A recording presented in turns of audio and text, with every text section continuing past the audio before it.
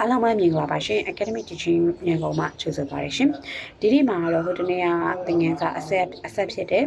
ကာကြီးခဝေကောင်းတဲ့ကာကြီးကပြီးအခရာလေးကိုတင်ကြားပြီးသွားပါပြီဒါဆိုရှင်ဒီနေ့ဆိုရင်တော့သူ့ရဲ့အဆက်ဖြစ်တဲ့နောက်ထပ်တစ်နိုင်ကိုဆက်ပြီးတော့တင်ကြားကြည့်ရအောင်ပါဒီပထမဆုံးဟာလေးကကျတော့စလုံး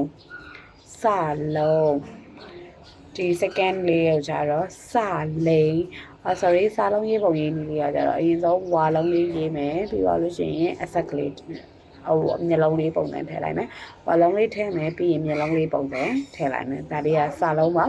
စလင်ရကြတော့လွယ်ပါတယ်ခါခွေးလေးရေးလိုက်မယ်ပြီးရင်အနောက်မှာဝါလုံးလေးဆက်လိုက်တဲ့အခါကျရင်ပြီးတော့အရင်လာတဲ့ဝါစလင်ပုံစံလေးပြလို့ရတယ်ပေါ့နော်ဒီပုံရေးနေရဒီလိုကြီးစိုက်ရေးမယ်အစာကိုပေါ့နော်ခလေးလေးတဲ့အခါကျရင်ခါခွေးလေးရေးမယ်ပြီးတော့အနောက်မှာစလင်လေးရေးတဲ့အခါကျလို့ရှိရင်ပို့ပြီးတော့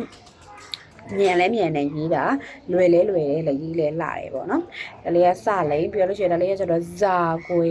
ကငါပုံစံလေးရေးမယ်ပြီးရင်အထဲထဲကိုမျက်စံလေးထည့်ပြီးအပြင်ပြန်ဆွဲချမယ် sorry ဒါလေးပြန်ရေးမယ်ဆိုလို့ရှိရင်ငါလေးရေးလိုက်မယ်အစံလေးထည့်ပြီးအရှိကိုဆွဲချမယ်ဒါလေးကိုဇာကွဲ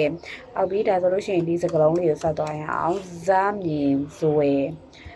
ဇာမြင်ဆွဲကစာလုံးလေးရေးမယ်ပြီးတော့လို့ရှိရင်ရပင့်ပုံစံလေးပေါ့နော်ဇာမြင်ဆွဲဒါလေးကကြတော့ညတခြားလို့မြန်မာလိုဆိုလို့ရှိရင်ညဘက်ကိုညလို့ပြောတယ်အဲ့ဒီမှာဒီညလေးတစ်လုံးလေးထည့်လိုက်လို့ရှိရင်လေရနေပြီညကိုညရင်ညလို့ပေါင်းပါတယ်နော်အဲ့ဆိုလို့ရှိရင်တခြားလို့စမယ်ပထမဆုံးစလုံးကစာလို့အတန်ထွက်ပါတယ်စာလုံးကစလိုက်ရောနှစ်ခုလုံးကအတန်ထွက်ကတော့တူပါတယ်သို့တော့သူ့နာနဲ့သူအကြောင်းပြုတဲ့နေရာလေးကိုကွဲပြားတာဖြစ်တဲ့အတွက် next lesson တွေမှာတခြားစကားလုံးတွေသင်တဲ့အခါကျရင်တစ်ခါတည်း line ရှင်ခွဲသွားပေးပါမယ်အခုမှတော့စာလုံးဆိုလဲစလို့ပဲအတန်ထွက်တယ်စလုံးဆိုလို့ရှိရင်လည်းစလို့ပဲအတန်ထွက်တယ်နှစ်ခုလုံးအတန်ထွက်လေးရတော့တူပါတယ်ဇာကွဲဆိုရင်ဇာလို့အတန်ထွက်ပါတယ်ဇာကွဲဆိုရင်ဇာဇာမြင့်ဆိုလို့ရှိရင်လည်းဇာလို့ပဲအတန်ထွက်ပါတယ်ဒါပေမဲ့ဇာကွဲသုံးတဲ့နေရာနဲ့ဇာမြင့်တဲ့သုံးတဲ့နေရာလေးကွဲပါတယ်ပြီးရင်ညဒါဆိုတော့စာလုံးစာလိန်ဇာကွဲဇာမြင့်ဆိုဇာညဆိုတော့ဒီနေ့ဆိုင်တဲ့သင်ခန်းစာလေးကတော့အလုံးအတွက်အကျိုးရှိမယ်လို့ပြန်လိုက်ပါတယ်အကျိုးရှိတယ်ဆိုလို့ရှိရင်တော့ comment မှာ